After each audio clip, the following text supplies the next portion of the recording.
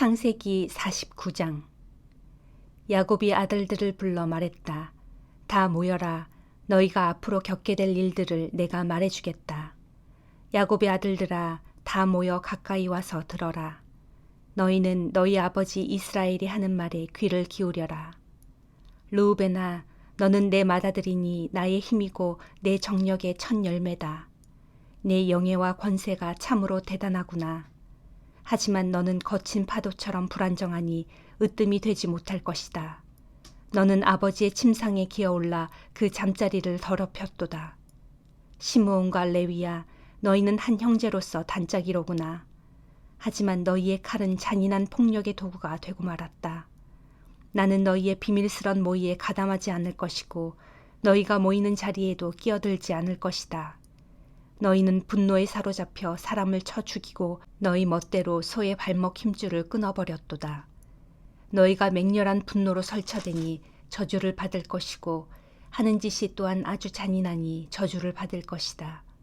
내가 너희를 야곱 자손 가운데 나누고 이스라엘 백성들 가운데 흩어지게 할 것이다. 유다야, 내 형제들이 너를 칭송할 것이다. 내 손이 내 원수의 목덜미를 붙잡을 것이고 내 형제들이 내 앞에 절할 것이다. 너는 사자 새끼 같구나. 나의 아들아, 너는 움켜진 것을 찢어먹고 굴로 되돌아가 웅크리고 몸을 누이는 사자와 같도다. 누가 감히 너를 건드릴 수 있으랴. 유다는 언제나 왕의 지팡이를 움켜쥐고 있을 것이다. 너에게서 대대로 왕이 나올 것이고 마침내 참된 왕이 나오리니 뭇 백성이 그 왕께 경배할 것이다. 유다는 나귀를 포도나무에 메어놓고 새끼 나귀를 가장 좋은 포도나무 가지에 메어놓을 것이다. 또 유다는 포도주로 옷을 빨고 포도의 붉은 즙으로 겉옷을 빨 것이다. 유다의 눈은 포도주처럼 붉을 것이고 유다의 이는 우윳빛보다도 더 힐 것이다. 스불로나, 너는 바닷가에서 살게 되리니 그곳은 배를 정박시키는 항구가 될 것이다. 또 너의 영토는 시돈에 이를 것이다. 이사가라, 너는 양쪽에 짐을 잔뜩 실은 채 웅크리고 앉아있는 힘센 나귀 같구나. 너는 쉴 곳을 보면 좋아하겠고 쉴 만한 땅을 만나면 기뻐할 것이다. 하지만 너는 어깨를 낮춰 짐을 지고 종처럼 고된 일만 하게 될 것이다. 다나, 너는 이스라엘의 한 지파로서 내 백성을 다스릴 것이다. 너는 길가에 숨어있는 뱀 같고 길섭에 숨어있는 독사 같아서 말 뒤꿈치를 물어 말 탄 사람을 거꾸러뜨릴 것이다. 오 주여, 제가 주님의 구원을 기다립니다. 가사, 너는 적군의 침입을 받을 것이다. 하지만 너는 마침내 그들을 이겨낼 것이다. 아세라, 내가 차지한 땅은 기름진 땅이로구나. 풍성하게 수확할 것이고 왕의 식탁에 오를 음식을 장만할 것이다. 납달리야, 너는 풀어놓은 암사슴이로구나. 아름다운 소리를 내며 마음껏 뛰어노는구나. 요셉아, 너는 샘가에 심어진 무성한 나뭇가지, 가지마다 열매가 풍성하구나. 그 무성한 나뭇가지가 담 너머에까지 뻗었구나. 활 쏘는 자들이 너 요셉을 향해 무섭게 화살을 날리지만 내 활이 도리어 더 꿋꿋하고 내 팔목의 힘이 오히려 더 든든할 것이니 이는 야곱의 전능하신 하나님, 목자이신 하나님, 이스라엘의 반석이신 하나님께서 너와 함께 하시기 때문이다. 내 조상의 하나님께서 너를 도우시고 전능하신 하나님께서 내게 복을 내리실 것이다. 위로는 하늘에서 복을 내리시고 아래로는 저 깊은 샘에서 내게 복을 주실 것이다. 많은 자녀를 기를 젖가슴에 복을 주시고 많은 자손을 잉태할 자궁에 복을 주실 것이다. 내 아버지가 베푸는 축복이 조상들의 축복보다 나아서 영원한 산처럼 한없는 이 모든 복들이 요셉의 머리 곧 형제들 가운데 가장 뛰어난 요셉의 정수리 위에 임하기를 바라노라. 베냐민아, 너는 사나운 이리 같구나. 아침에는 사냥한 것을 물어뜯고 밤에는 약탈한 것을 갈기갈기 찢는구나. 이들은 이스라엘 12지파이고 이상은 그들의 아버지 야곱이 그들에게 한 말이다. 야곱은 12아들들 하나하나에게 알맞은 축복을 해주었다. 야곱이 아들들에게 말했다. 나는 이제 세상을 떠나야 할 때가 되었구나. 너희는 나를 햇사람 에브론의 밭에 있는 동굴에 묻어다오. 나의 조상님들과 함께 묻히고 싶구나. 그 동굴은 가나안 땅의 마물의 동쪽 막벨라 밭에 있다. 그 밭은 나의 할아버지 아브라함께서 묘지로 쓰려고 햇사람 에브론한테서 사신 것이다. 그곳에다 나의 할아버지 아브라함과 할머니 사라도 모셨고 나의 아버지 이삭과 어머니 리브가도 모셨다. 내 아내 레아도 거기에 묻혔다. 그 밭과 그 밭에 있는 동굴은 햇사람에게서 산 것이다. 야곱은 자식들에게 이렇게 유언한 다음 자리에 누웠다. 그리고 마지막 숨을 거두고 자기 조상들에게로 돌아갔다. 누가복음 2장. 그 무렵 아우구스투스 황제가 로마 제국 전역에 칙령을 내려 모든 사람들로 하여금 호적 등록을 하게 했다. 이 호적 등록은 구레뇨가 수리아 총독으로 있을 때에 처음 시행된 것이다. 황제의 칙령에 의하면 모든 사람들은 각자 자신의 고향으로 가서 호적을 등록해야 했다. 그래서 다윗의 후손인 요셉도 갈릴리 지역의 나사렛을 떠나 다윗 왕의 고향인 유대 땅 베들레헴으로 가야 했다. 요셉은 이미 만삭이 된 약혼녀 마리아와 함께 호적을 등록하러 길을 떠났다. 그들이 베들레헴에 머무르고 있는 동안 달이 차서 아기를 낳을 때가 되었다. 마침내 마리아는 첫 아들을 낳고는 아기를 강보에 싸서 구유에 뉘어두었다. 당시에 마을 여관이 다 차서 그들이 묵을 방이 없었기 때문이었다. 그날 밤 베들레헴 근처의 들판에서는 목자들이 양을 지키고 있었다. 그때 주의 천사가 갑자기 목자들에게 나타나고 주의 영광의 광채가 그들을 두루 비추니 그들이 몹시 두려워했다. 그러자 천사가 목자들에게 말했다. 두려워하지 말라. 나는 기쁜 소식을 전하러 왔다. 이 소식은 모든 백성에게 아주 큰 기쁨이 될 것이다. 오늘 밤 다윗의 동네에서 너희의 구주가 태어나셨다. 그는 곧 그리스도의 주님이시다. 너희가 강보에 쌓여 구유에 누워있는 아기를 뵙게 되면 그분이 바로 주님이신 줄 알아라. 그때 갑자기 수많은 하늘 군대가 나타나 그 천사와 함께 하나님을 찬양하였다. 지극히 높은 곳에서는 하나님께 영광이요 땅에서는 주님이 기뻐하시는 모든 사람들에게 평화로다. 천사들이 목자들에게서 떠나 하늘로 되돌아가자 목자들이 서로에게 말했다. 자, 어서 베들레헴으로 가보자. 그래서 주께서 우리에게 알려주신 일들이 정말로 일어났는지 알아보자. 목자들은 서둘러 동네로 달려가 마리아와 요셉을 찾아냈다. 과연 아기가 구유 안에 누워 있었다. 목자들은 자기들에게 있었던 일과 천사가 이 아기에 대해 말한 내용을 사람들에게 알렸다. 목자들의 이야기를 들은 사람들은 저마다 크게 놀랐다. 하지만 마리아는 이 모든 일을 마음속 깊이 담아두고 곰곰이 새겼다. 목자들은 자신들이 듣고 본 모든 일들이 천사가 일러준 그대로인 것에 놀라면서 하나님께 영광을 돌리고 찬양하며 돌아갔다. 아기가 태어난 지 8일째 되는 날, 아기에게 할례의식을 행할 때에 마리아는 아기가 잉태되기 전에 천사가 자기에게 일러준 대로 아기 이름을 예수라고 지었다. 모세의 율법에 따라 정결의식을 치를 때가 되자 요셉과 마리아 부부는 아기를 주께 바치려고 예루살렘으로 올라갔다.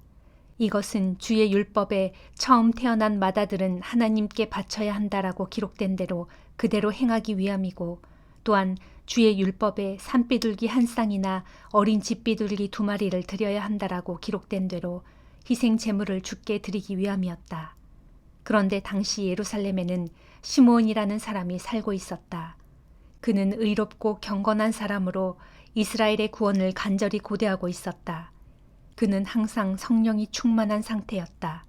그는 그리스도를 보기 전에는 자신이 죽지 않을 것이라는 성령의 계시를 받은 적이 있었다. 그날도 시므온은 성령의 인도로 성전에 갔다. 그때 마침 마리아와 요셉이 주의 율법에 정한 대로 아기 예수를 주께 드리려고 성전 안으로 들어왔다. 시므온은 아기 예수를 팔로 받아서 품에 안고는 하나님을 찬양하며 말했다. 주여, 주께서 제게 약속하신 대로 이제 이 종은 평안히 눈을 감게 되었습니다. 주께서 세상을 위해 보내주신 구주를 오늘 제 눈으로 친히 보았습니다. 이분은 모든 나라를 비추는 빛이시며 주의 백성 이스라엘의 영광이십니다. 요셉과 마리아는 아기에 대한 시므온의 이 말을 듣고 크게 놀랄 뿐이었다. 시므온은 그들을 축복한 후에 아기의 어머니 마리아에게 말했다. 이 아기는 장차 수많은 이스라엘 사람들을 일으키시기도 하고 넘어지게도 하실 것입니다.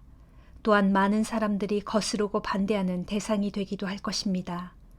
그로써 수많은 사람들의 속마음이 드러나게 될 것이고 당신의 마음 또한 칼로 찔린 듯이 아플 것입니다. 또 아셀 지파에 속하는 바누엘의 딸로 나이가 매우 많은 여자 예언자 안나도 그날 성전에 있었다.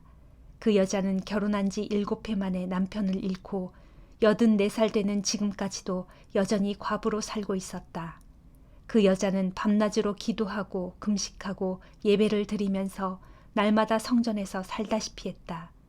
그 예언자는 할례의식이 진행되는 중에 성전에 들어왔다가 아기 예수를 보고 하나님께 감사를 드린 후에 예루살렘의 구원을 간절히 기다리는 사람들에게 그 아기에 대해 이야기했다. 주의 율법에 따라 모든 일을 마친 마리아와 요셉 부부는 다시 고향 동네인 갈릴리의 나사렛으로 돌아왔다. 아기 예수는 자라면서 날로 강건해졌고 지혜가 충만해졌다. 또한 하나님의 은혜가 항상 그에게 풍성히 임했다. 해마다 6월절이 되면 예수의 부모는 예루살렘에 올라갔다. 예수께서 12살 되던 해에도 예수의 부모는 관례대로 예루살렘으로 올라갔다. 명절이 끝나고 예수의 부모는 집으로 돌아가고 있는데 어린 예수는 아직 예루살렘에 남아 있었다. 예수의 부모는 그것도 모른 채 길을 계속 갔다. 그들은 예수가 일행 중에 끼어 있으려니 생각하고는 하룻길을 갔다. 그러다가 문득 예수가 생각나서 친척들과 아는 사람들 사이에서 찾기 시작했다. 그러나 아무 데서도 예수를 찾지 못하자 그들은 예루살렘으로 되돌아갔다. 사흘 후에야 예수의 부모는 예루살렘 성전 뜰에서 예수를 발견했다. 그때 예수는 선생들 사이에 앉아서 그들의 말을 듣기도 하고 있었고 묻기도 하고 있었다. 그런데 예수의 말을 듣고 있던 사람들은 모두가 그의 슬기와 지혜에 크게 경탄했다. 예수의 부모 역시 그 일을 보고서 깜짝 놀랐다. 어머니가 예수에게 말했다. 얘야, 왜 이렇게 우리 속을 태우느냐? 나와 내 아버지는 너를 찾느라고 얼마나 헤맸는지 모른다. 그러자 예수가 대답하였다. 왜 그렇게 저를 찾으셨나요? 제가 당연히 제 아버지의 집에 있으리라는 것을 왜 모르셨죠? 그러나 부모는 예수가 자신들에게 한 그 말이 무슨 뜻인지 깨닫지 못했다. 소년 예수는 부모를 따라 고향 나사렛으로 돌아와 부모님께 순종하며 지냈다. 예수의 어머니 마리아는 이 모든 일을 마음속에 소중히 담아두었다. 예수는 날로 키와 지혜가 자라났고 자라면서 하나님과 사람들에게서 더욱 사랑을 받았다. 욥기 15장. 그러자 대만 사람 엘리바스가 욥의 말을 받아 대꾸했다. 현명하다는 사람이 어찌하여 그렇게 헛된 지식으로 답변을 하는가? 어찌하여 자기 자신을 헛바람으로 채우는가? 정말 지혜로운 사람은 아무짝에도 쓸모없는 헛된 말로 논쟁하지 않네. 아무 유익도 없는 말로 자기가 옳다고 변론하지 않네. 가만 보니 자네는 정말 하나님을 경외하는 법을 모르는군. 하나님께 기도하는 법조차도 몰라. 자네가 하는 말을 잘 들어보면 자네의 허물을 충분히 알 수 있네. 자네는 혀만 간사하게 놀리고 있단 말일세. 자네를 정죄하고 있는 것은 바로 자네 자신의 입술이지 내가 아니네. 그래, 자네 자신의 입술이 자네의 죄악을 증거하고 있단 말일세. 자네가 세상에서 맨 처음 태어난 자라도 되는가? 저 산이 생기기도 전에 자네가 먼저 태어났는가? 자네가 하나님의 하늘 회의에 참석하기라도 했단 말인가? 이 세상 지혜를 자네 혼자만 다 지녔다고 생각하는가? 그래, 우리가 알지 못한다는 것을 자네는 어찌 아는가? 우리는 알지 못하고 자네 혼자만 깨달은 이치가 도대체 무엇이란 말인가? 우리 중에는 머리가 하얗게 샌 이도 있고 나이 많은 이도 있지 않은가? 자네 부친보다 인생을 더 산 사람도 있다네. 자네에게는 하나님의 위로조차도 소용이 없단 말인가? 자네에게는 부드러운 위로의 말도 성에 차지 않는단 말인가? 어찌하여 그렇게 흥분하며 건방지게 구는가? 왜 그렇게 눈을 부라리며 화를 내는가? 어찌하여 하나님께 대해서까지 그렇게 화를 내면서 그런 거친 말을 함부로 내뱉고 있는가? 사람이 무엇이라고 사람의 몸을 입고 어찌 깨끗할 수가 있단 말인가? 여자의 몸에서 태어난 인간이 어찌 의롭다고 주장할 수가 있는가? 이것 보게나 하나님께서는 자신의 거룩한 천사들조차도 믿지 않으신다네. 그분의 눈에는 저 푸르른 하늘조차도 전혀 막지가 않다네. 그런데 하물며 죄짓기를 물 마시듯 하는 더럽고 부패한 인간들이야 오죽하겠는가. 자, 내가 말할 테니 내 말을 잘 들어보게나. 내가 직접 본 것들을 말해줄 테니 귀 기울여 들어보게나. 내 말은 지혜로운 자들이 조상 대대로 들어왔던 것을 하나도 숨김없이 우리에게 그대로 전해준 것이라네. 그 당시에 이 땅은 우리 조상들에게만 주어진 것이어서 이방 사람들은 발도 붙이지 못했다네. 악한 자는 일생 동안 고통으로 몸부림치게 되어 있고 포악한 자도 자신이 악을 쌓은 횟수대로 죽는 날까지 형벌을 받는 법이라네. 그런 자의 귀에는 소름 돋는 무시무시한 소리가 들리고 모든 것들이 다 잘 돼 나가는 듯 싶을 그 순간에 기다렸다는 듯이 재앙이 해일처럼 들이닥친다네. 또 그런 자에게는 어디선가 예리한 칼날이 항상 목숨을 노리고 있으므로 언제쯤 흑암에서 벗어나 빛을 보게 될는지 기약조차 할 수 없다네. 또 그런 자는 밥 한 술이라도 얻어먹으려고 여기저기를 미친 듯이 떠돌아다니는 가운데 마침내 자신에게 더 이상 소망이라곤 찾을 수 없는 흑암의 날이 닥쳐왔다는 것을 깨닫게 된다네. 온갖 고통과 번민이 그런 자를 공포에 빠뜨리고 또한 전쟁터에서 적군을 향해 돌진하는 왕처럼 그런 자를 향해 달려들 것이네. 이것은 모두 그자 스스로가 자초한 일이라네. 하나님을 향해 감히 주먹을 휘두르고 전능하신 분 앞에서 자기 힘을 과시한 탓이라네. 뻣뻣하게 목을 치켜든 채 자기 고집을 내세우면서 방패를 들고 하나님께 대항하여 덤빈 탓이라네. 비록 그자의 얼굴에 기름기가 번지르르 흐르고 잘 먹어서 허리에 살이 피동피동 쪘을지라도 그자가 살고 있는 성읍은 이내 황폐하게 되고 그자가 살고 있는 집도 곧 폐허가 되어 끝내는 아무도 살 수 없는 돌무더기가 되고 말 걸세. 이런 자는 절대로 부자가 될 수 없고 비록 일시적으로 부자가 된다 하더라도 결코 오래가지 못하고 마치 뿌리 박지 못한 나무처럼 조만간에 시들어버리고 만다네. 그는 암울한 현실에서 절대로 벗어나지 못하고 마치 사나운 불꽃에 타버린 나뭇가지 같은 신세가 되고 말 걸세. 그분께서 한 번만 후 하고 입김을 불면 어디론가 날아가 버릴 거네. 그가 어리석게도 허망한 것을 믿고 추구한 만큼 결국 그에게 돌아올 것도 허망한 것밖엔 아무것도 없을 걸세. 그런 사람은 때가 되지도 않아 미리 시들어버려서 바싹 마른 나뭇가지처럼 되기에 푸르게 될 기회조차도 갖지 못할 것이네. 익기도 전에 포도가 우수수 떨어지는 포도나무처럼 되고 꽃이 다 떨어져서 열매를 맺지 못하는 올리브나무처럼 되어버릴 걸세. 악한 자들은 자손을 얻지 못해 아주 처량하게 되고 뇌물로 불을 쌓아 올린 집은 불에 모조리 타버릴 것이네. 그런 자들은 고통을 잉태하여 죄악을 낳을 뿐이고 그런 자들의 뱃속에는 남을 속일 거짓 생각만 가득할 뿐이라네. 고린도전서 3장. 형제들이여, 나는 여러분에게 영에 속한 사람에게 말하듯이 말하지 않고 육에 속한 사람들에게 말하듯이 말할 수밖에 없었습니다. 여러분은 그리스도 안에서 아직 어린아이에 지나지 않기 때문입니다. 나는 여러분에게 단단한 음식은 먹이지 않고 젖을 먹였습니다. 여러분이 단단한 음식을 먹을 준비가 되지 않았기 때문입니다. 그런데 여러분은 지금까지도 단단한 음식을 감당할 수 없습니다. 여러분은 여전히 육에 속한 세상적인 사람입니다. 지금 여러분 가운데 시기와 다툼이 있다는 사실이 바로 여러분이 육에 속한 세상적인 사람이라는 증거가 아니고 무엇이겠습니까? 여러분은 육에 속한 세상 사람들처럼 인간의 악한 본성에 따라 행하고 있습니다. 여러분 가운데 어떤 사람들은 나는 바울파다라고 주장하고 또 어떤 사람들은 나는 아볼로파다라고 주장하고 있다고 하니 이것이 여러분이 아직 육에 속해 있다는 증거인 것입니다.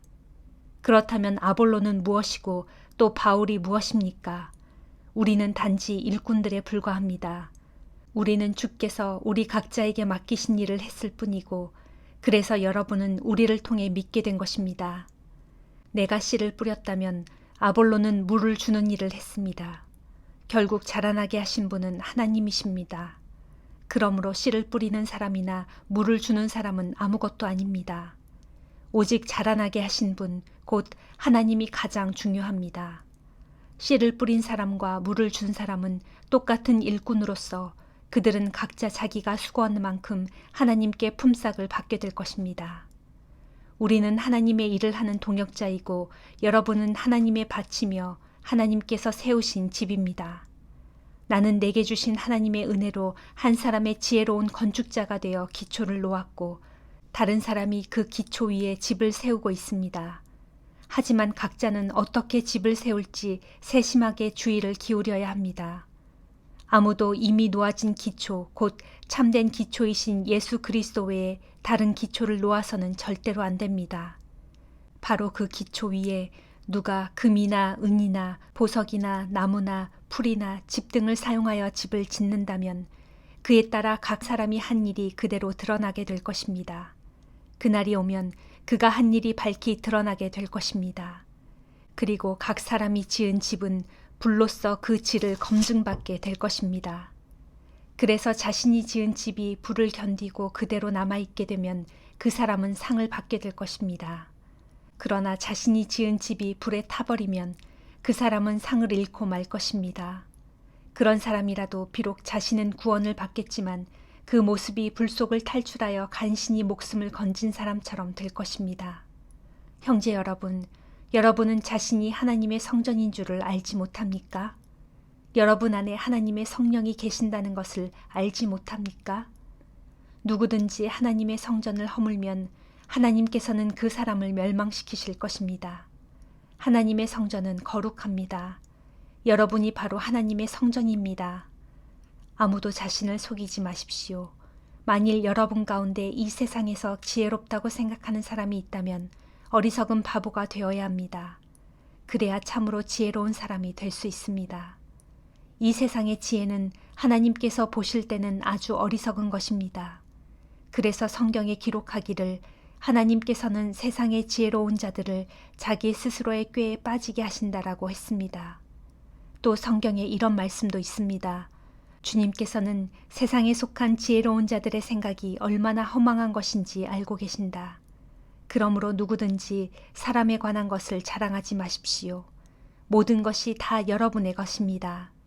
바울이나 아볼로나 베드로나 세상이나 생명이나 죽음이나 현재일이나 미래일이나 모든 것이 다 여러분의 것입니다. 그리고 여러분은 그리스도의 것이고 그리스도는 하나님의 것입니다. 아멘.